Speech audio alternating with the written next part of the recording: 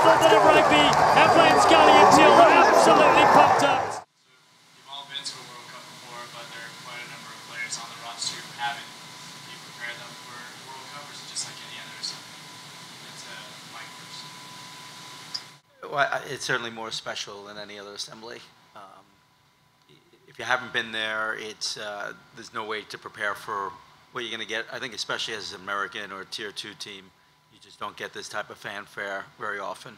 But at the same time, it gives you a lot of energy. It's a great event. It's so much enthusiasm and so much support for you that I think it energizes new guys, and it really, it's a positive feeling. So, hopefully we can prepare them in the sense of what to expect, what it's going to be like. But I think once you get there, you just get caught up in the fanfare.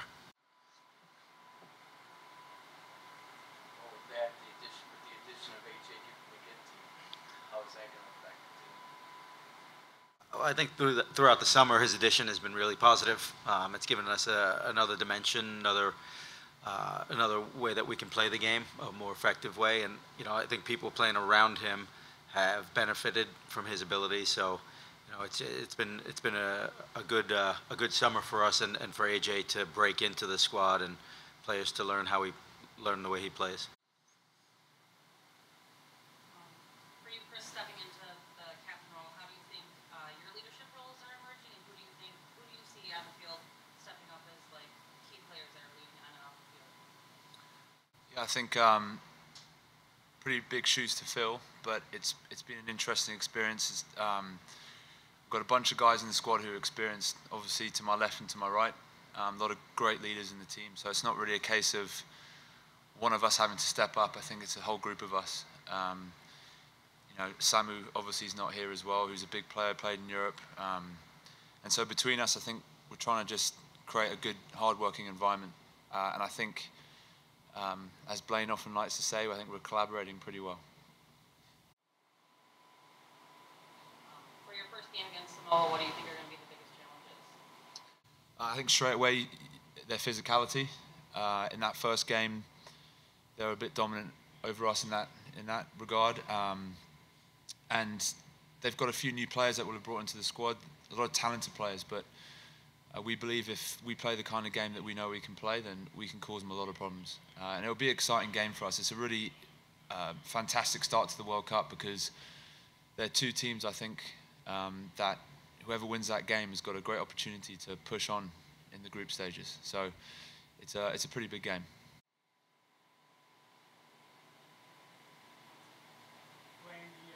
Summer's been a positive one in terms of preparation with continuous time the team's had and so many high-level matches in a short period of time. And a lot of the guys in the squad are used to playing so many high-level matches in such a short period of time. How are the guys feeling, not in terms of injury, but just the basic bumps and bruises? How are guys feeling right now after already a long summer? Well, I think the time together has been huge for us as a team. Typically what happens is we get selected to an assembly, and then that week you're already in preparation for that match, whereas we actually had a run of games, and it's pretty much been a season for us, which has allowed us to really dig in deep to our systems and kind of build our own unique team culture and really get ourselves set up for a successful World Cup campaign, where we might not have had that advantage in the last one, where a lot of deliberate time together and a lot of meaningful time together, and I think it will put us in good stead.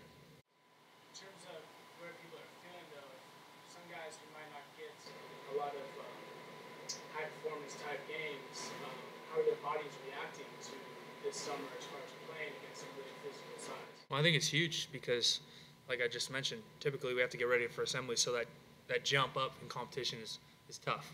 Like you're talking about players who are playing club games and then having to step into Soldier Field and play the All Blacks. Whereas now we've had this run of games, and international rugby isn't like domestic rugby. It's even like professional club rugby. It's a step up no matter where you go. The pace, the tempo, the physicality, all of it. So for us to have this run of games, become battle-hardened in a sense, and then play the second best team in the world this week, it should have put us in a really good position to not only be fit enough to compete, but organized and collectively ready, which has typically been a challenge for us. Blaine just mentioned team culture. Mike, you've been around the team for few years since you've been in the World Cup. Can you describe some of the maybe differences in the team culture compared to previous World Cup cycles? Yeah, I think that this time is very different than either of the previous two. I mean, as Blaine mentioned, we've had a lot more time together to be able to iron out some of the minor details, and certainly there's a good vibe amongst the boys, and there's a real confidence building, and it permeates from the top. So the leadership from the coaching staff to the management down to the veteran guys that have been around a while are just creating something that we feel and we know can be very sustainable. And it's really enjoyable to play within that culture and within that group, and I think that that positive outlook that we've had has kind of reflected itself in some of our play recently. But like I said, it's very different than anything we've had in the past, and it's certainly very exciting to be a part of. And that said, wins against Canada this summer and Japan, which hasn't happened for a few years, and being able to score tries is something maybe we haven't seen as much. Is that continuity really shown early on and at the end of this assembly? I mean, yeah, there's definitely still a lot of work to be done. We've done some good things, and we've certainly identified some areas that we need to improve. And again, it goes back to that detail of the time we've had together. You know, it helps us to create those bonds on and off the field, and we're able to sit and spend time to prepare properly. You know, both with our mini groups within the team and then with our individual coaching units. So it's definitely helped us to get over some of those hurdles that we've had in the past about finishing plays and such. Kind of going along with your travel and building team cohesion, how do you think the several weeks of travel have worn on the team, and how do you think that will translate into World Cup? Or has it built more cohesiveness and a preparing for being traveling from one city to the next? Anyone in particular? No. I'll just say that the travel it's starting to feel like what day is it? What town are we in? But I will say that the morale of the guys has been great. You know, everyone has really focused on being a good team member and keeping spirits alive. And as a staff, we're trying to foster that type of environment. And the guys have been great because it's easy to drag and it's easy to get morale going low on these types of things. But I think the opposite has happened with us. We've had a lot of guys involved in games and so when people are playing and everyone's part of it, then I think that keeps the morale up and people are fighting for positions. And it doesn't hurt when you announce the Rugby World Cup roster and you're a part of it. I think that brings a hell of a lot of excitement, and that does a lot to boost up morale and spirits. So it's been a good summer in that sense, yeah, despite a lot of travel and a lot of games and everything that goes on with that. Speed and fitness is a huge part of this game in general. Like you guys just said, Australia, New Zealand, Samoa, they have a lot of speed. And just seeing you guys practice, your speed looks a lot better. Your fitness is awesome. What steps have you taken to bring your fitness to the next level to get ready for the World Cup? I think just the way that we train. We've tried to train in an upbeat way, really doing a lot of moving, doing a lot of physical work, up and down. So we want our trainings to reflect the way that we're going to play the game. So I think anyone who's at the training probably noticed that, and I think that's been a big part of us maintaining and building fitness. For any of the players, since you guys all play in the back line, the wins over Canada last week against the Twins, I think fans got to see some more dynamic moves in the back line, which resulted in quite a number of line breaks. Maybe a result of spending more time together, something fans aren't used to seeing when they see the Eagles when they're on a shorter tour together. Is there another step you guys think you can take in the back line as kind of even building on that and showing off some moves that maybe opponents or fans haven't seen yet? Yeah, absolutely. When we begin tours, it's always difficult coming together and getting that cohesion. And now we've been together, I think as you've mentioned, you saw that in the Quins game and a bit in the Canada game, that we're getting to understand each other, understand our running lines, getting more confident with the ball in hand. And we've always been talking about in this camp that we'll be bolting things on, and ultimately with the end goal being the World Cup. So there's huge amounts to come from us, I believe. And that's the exciting thing. We've been not cautious, but we've been making sure that we're playing in the right parts of the field. But I think in that Canada game and Quins game, we're getting a bit more confident with the ball in hand, and that certainly has to push forward into the World Cup. what I add with that, excuse me, what I add to that is now we've really emphasized getting out of our own half and playing game in the right area of the field. So to have an effective 9 and 10 who can do that for us and put us in the right positions, and not to mention a forward pack who's been really good at set piece, and we're now getting a platform to attack from, both off scrum and line out, which is huge. And now we're creating opportunities, and kind of one of the things we've talked about all week is taking those opportunities and actually executing and finishing them. So pretty exciting.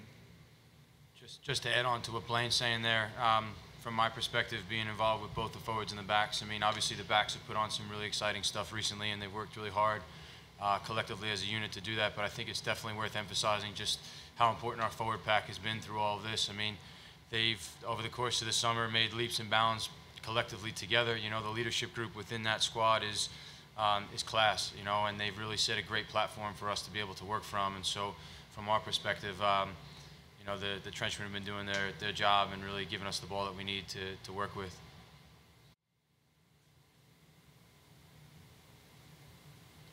We've talked about the wear and tear on bodies and how much time you have spent together and playing rugby.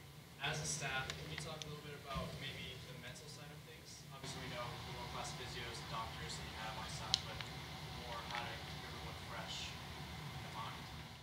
Yeah, always a big concern, you know, especially as you get close to the World Cup and for the amount of time these guys have been together. So our staff, first of all, medical staff is outstanding. You know, they do great things, and they're on the ball and excellent at what they do. And I think the guys will attest to that. And, you know, we always keep in mind and every night talk to medical and see how people are doing and if they need to have a little break or whether it's mental or physical. And, you know, we just want to make sure that we got that part right, you know, and finding that balance of working the guys hard and, you know, past the comfort level, but not to the point where we're gonna do some damage to people. Coach, we're still looking for our first quarterfinals. What's it going to take to get there? 3 wins. Anything specifically you're telling the guys they need to focus on a little bit this time around? I think the important thing for us is, yes, we are going to the World Cup with the goal of moving out of our pool. All right, you go to a World Cup, that's what you go there for. Certainly we go there for that. When saying that, winning a World Cup game is a difficult thing, and one game at a time, and within that one game, it's winning lineouts, it's winning scrums, it's like Blaine and the guys were saying, it's about playing in the right parts of the field, and it's just winning those small battles throughout games and then winning it. So when we come to a game, we focus on the things that we can control on the field, and at the end, if we've done our job right, the wins will come. So yeah, we do have that overarching goal, and we want to get there, but one game at a time, and World Cup game wins are tough.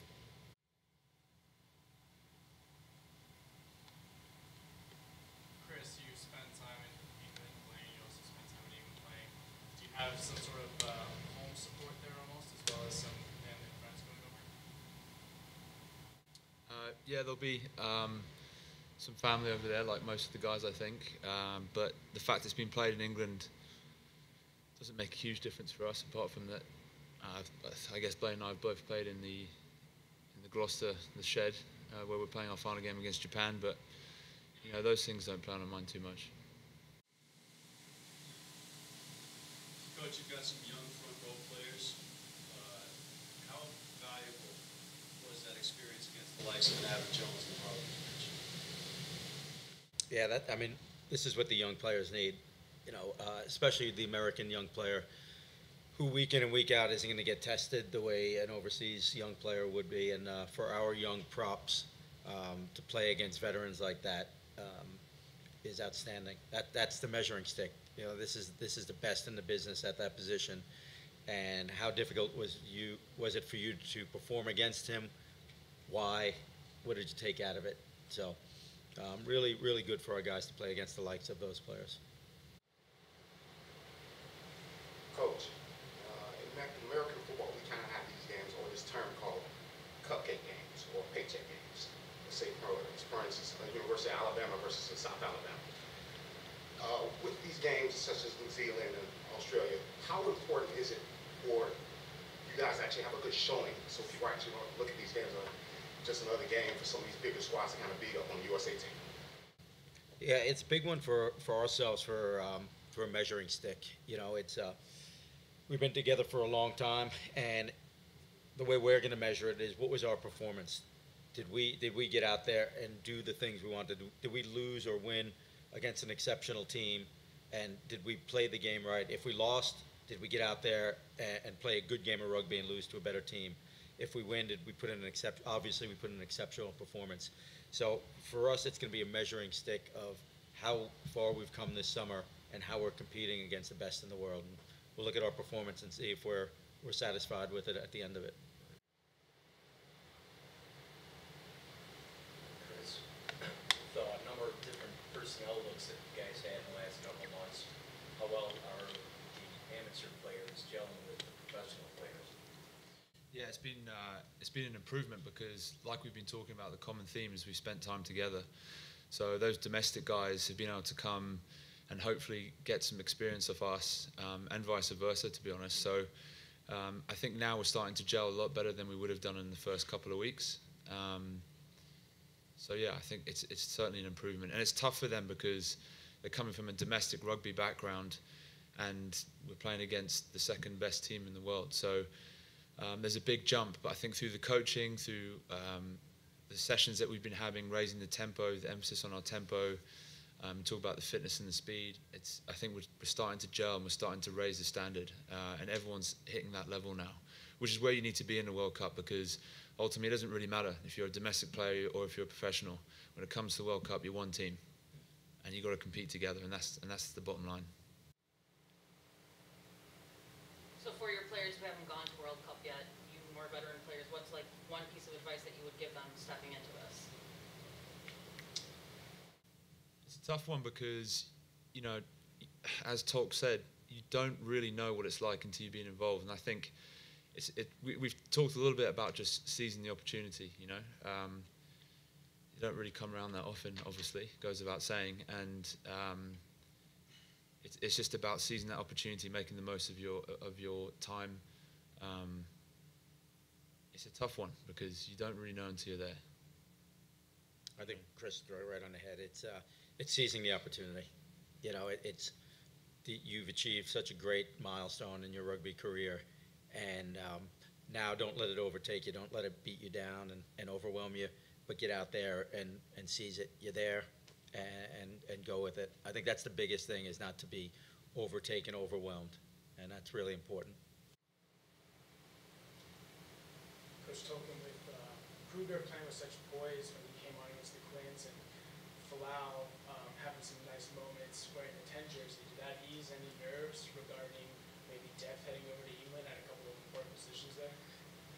Yeah, and that's what the value of that Harlequins game was. You know, it was without the pressure of a test match, we were able to get these types of players valuable playing time, and Nico did really well. He stood in there, and like you said, he had poise and in his position, and you know, I think not only myself but the players around him grew in confidence, and Falau stepped in. Shalom stepped out at last minute, and Falau stepped in. He's been more of a center, but showed that he can do a job if we needed him, and so it increases the depth. So yeah, for sure, it was a big help. Coach, it wasn't a year ago we were here in the sold-out field, and you've had some pretty good attendances at other matches as well. Do you feel an outside expectation on this team going into the World Cup, or do you have enough of that within the team? I think I lost your question a little bit. Sorry. More eyes have been on this team with the All Blacks match, plenty of matches this summer. Are there expectations that you can feel from fans or from families or whoever, or is there enough of that within the team? No, I think these guys have been very professional. They really put high expectations on their performance. They hold themselves accountable, and you know, as a staff, we keep trying to push the limit, and these guys do the same, and they really do that to themselves among the group.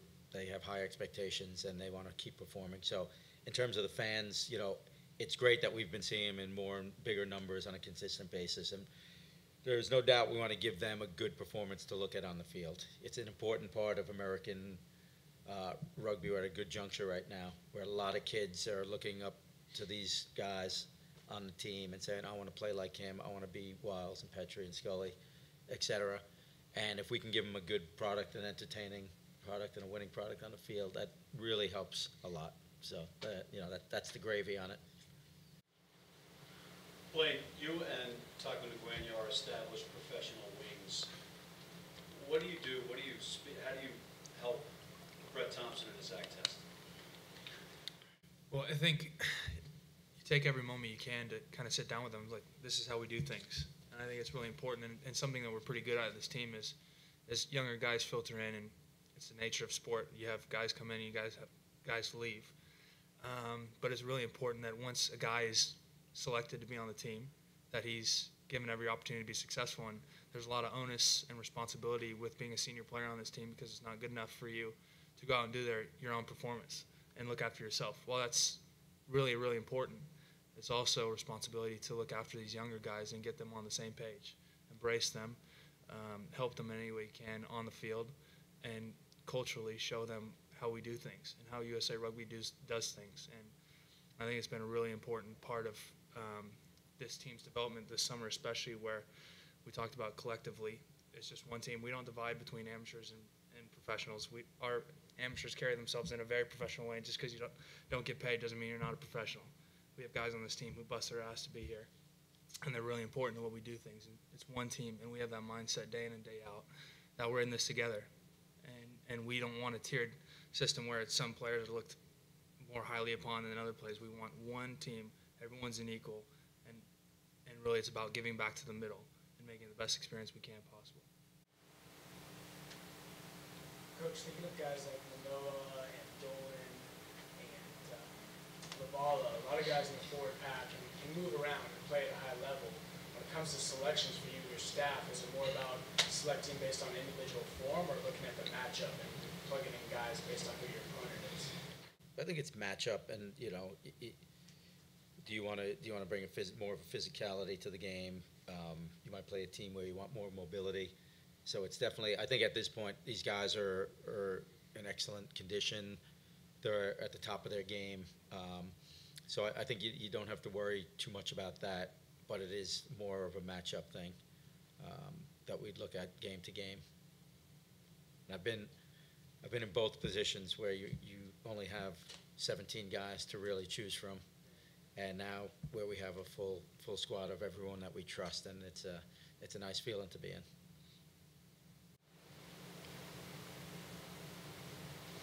What's the itinerary look like after the Wallabies game?